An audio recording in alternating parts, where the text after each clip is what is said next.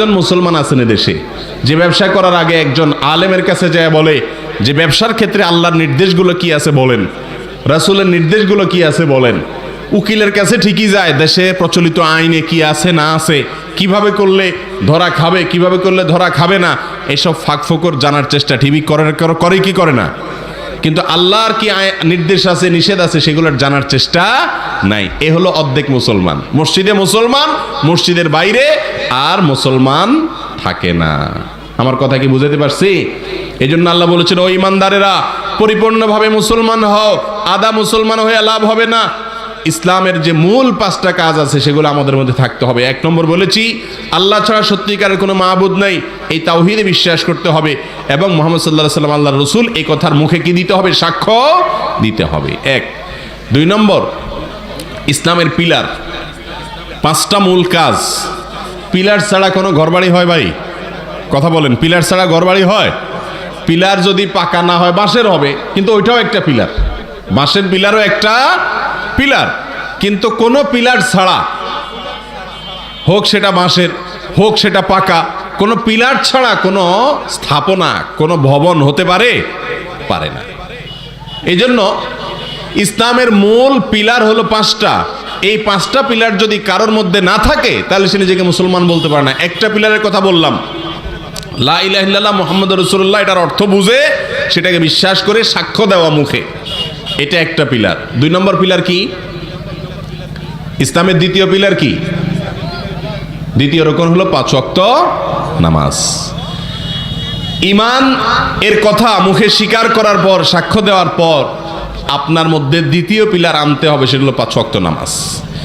এই 5 ওয়াক্ত নামাজে যদি কেউ গড়িমসি করে, ধানাই পানাই করে, এটা নিয়ে অবহেলা করে, এটা নিয়ে টালবাহানা করে, এটাকে খেয়াল খুশি মতো পড়ে, অনেক লোক আছে আমাদের সমাজে এখনো এই 5 ওয়াক্ত নামাজ সঠিকভাবে আদায় করে না, আছে না নাই?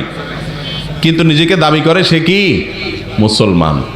পিলার নাই, একটা পিলারও নাই, তাহলে আপনার ঘর যেরকম হবে না, ইসলামের এই রোকন এবং পিলারগুলো না থাকলে আপনি নিজেকে মুসলমান দাবি করার কোনো সুযোগ নেই। এই জন্য 5 ওয়াক্ত নামাজ হলো হাজিরা, ঈমান রক্ষার জন্য হাজিরা, ঈমান নবায়ন করার জন্য এটা হলো হাজিরা আল্লাহর কাছে।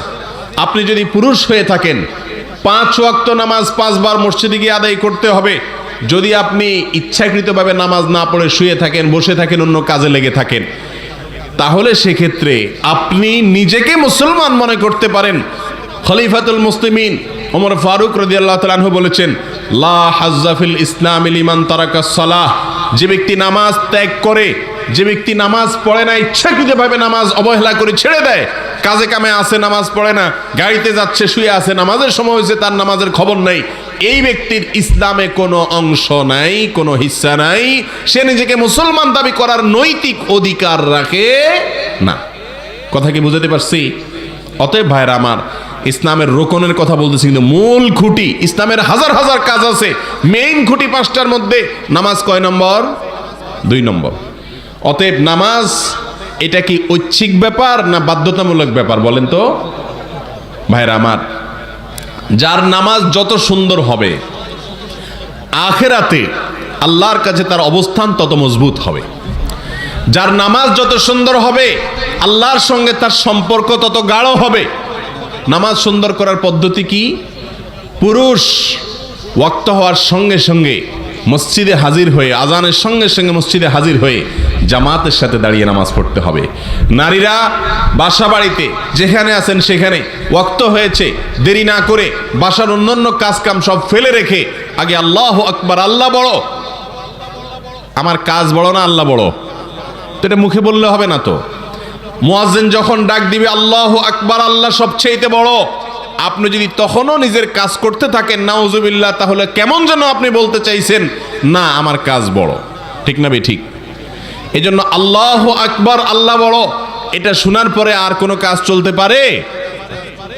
কিন্তু আমাদের কি হয়, কত মুয়াজ্জিন আল্লাহু আকবার বলে যাইতেছে, আমরা চা দোকানে আড্ডা দিতেছি, খেলা দেখতেছি, খেতে খামারে পড়ে আসি, আল্লাহু আকবার দেওয়ার সঙ্গে সঙ্গে সব কাজ কাম রেখে আল্লাহর ডাকে হাজিরা দিয়ে হাইয়া আলাস সালাহ, মুয়াজ্জিন ডাক দিতেছে, এটা মুয়াজ্জিনের ডাক না, এটা কার ডাক? আল্লাহর ডাক, তার রাসূলের ডাক, যে তোমরা নামাজে আসো, কোথায় কার মুয়াজ্জিনের ডাক, আপনি আপনার কাজ করে যাচ্ছেন, ঠিক না বে ঠিক? গাড়িতে, বাসে, খেতে, খামারে, দোকানে, বাজারে, অফিসে, আদালতে, বাসা বাড়িতে টিভির সামনে বসে আছেন, এদিকে আজান দেওয়া হচ্ছে, মুয়াজ্জিন বলতেছে আল্লাহু আকবার। তোমার টিভি দেখার চাইতে, তোমার খেতে এখন কাজ করার চাইতে, এই মুহূর্তে তোমার চা দোকানে আড্ডা দেওয়ার চাইতে, অফিসের কাজের চাইতে, বাজার করার চাইতে আল্লাহ বড়। এই ডাক আল্লাহর ডাক। আপনি যদি মুসলমান হয়ে থাকেন, আল্লাহ বড়, এই ডাকের পর আপনি বলবেন আমার সবকিছু ছোট। হ্যাঁ, আমিও স্বীকার করি, বিশ্বাস করি আল্লাহ বড়, সেজন্য আল্লাহর ডাকে হাইয়া আলাস সালাহ মুয়াজ্জিন যখন বলে নামাজে আসো, তখন সব কাজ কাম রেখে নামাজে হাজির হবে, এর নাম হলো মুসলমান। কথা কি বুঝাই পারছি? অথচ আমাদের দেশে এবং সারা পৃথিবীতে অনেক মানুষ আছে নিজেকে খুব গর্ব করে মুসলমান দাবি করে, কিন্তু মুয়াজ্জিনের জীবনে কত আল্লাহু আকবার ডাক দিয়েছে, কত হাইয়া আলাস সালাহ বলেছে, কিন্তু তিনি নিজের কাজটাকে ফেলে রেখে আল্লাহ বড় এই কথাকে মুখে স্বীকার করার পাশাপাশি কাজেও প্রমাণ করে দেখাইছেন। এরকম মুসলমানের সংখ্যা কম না বেশি?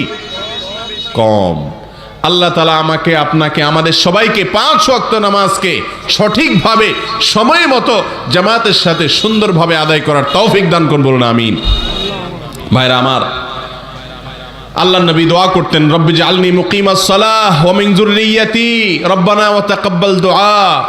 ইব্রাহিম আলাইহিস সালাম আল্লাহর কাছে দোয়া করতেন, আল্লাহ, হে আমার রব, আপনি আমাকে সালাত কায়েমকারী বানায় দেন। নবী হইয়া দোয়া করতেছে, আল্লাহ, আমিও নামাজ পড়ি, কিন্তু নামাজটা যেন পড়ার মতো পড়া হয়, হক আদায় করে পড়া হয়, এরকম সালাত কায়েমকারী বানায় দেন আমাকে, এবং আমার সন্তান, পরিবারের লোকেরাও যেন সালাত কায়েম করে, মালিক আপনার গোলামির জন্য যেন হাজিরা দিতে পারি, এই তৌফিক দান করেন। তিনি দোয়া করতেন। আমরা দোয়া করতে পারি কিনা ইনশাআল্লাহ? আজকের এই মাহফিল থেকে আমরা প্রতিজ্ঞা করি, আমাদের জীবন চলে যেতে পারে, জীবনের শেষ মুহূর্তে পর্যন্ত এসে আপনার যদি নাকের ডগায় নিঃশ্বাস থাকে আর ব্রেন ঠিক থাকে, তাহলে নামাজ আপনাকে পড়তে হবে। এমনকি আপনি সমুদ্রে যদি ডুবমান থাকেন, নামাজের ওয়াক্ত চলে যায়, আপনার নামাজ পড়তে হবে। কেবলা কোন দিকে জানেন না, অনুমান করে, আন্দাজ করে একদিকে, কেবলা যেদিকে বেশি মনে হয় সেদিকে ফিরে পড়তে হবে। আপনার যদি অজু করার মতো পানি না থাকে, মাটি দিয়ে তায়াম্মুম করে করতে হবে। অজু করার পানিও নাই, মাটিও নাই তায়াম্মুম করার মতো, তাহলে যে অবস্থা আছে সে অবস্থায় বিনা অজুতে পড়তে হবে। আপনার যদি নামাজ দাঁড়ায়া পড়তে না পারেন, বসে পড়তে হবে, বসে পড়তে না পারেন শুয়ে পড়তে হবে, কিন্তু কোনো অবস্থাতে নামাজ মাফ আছে?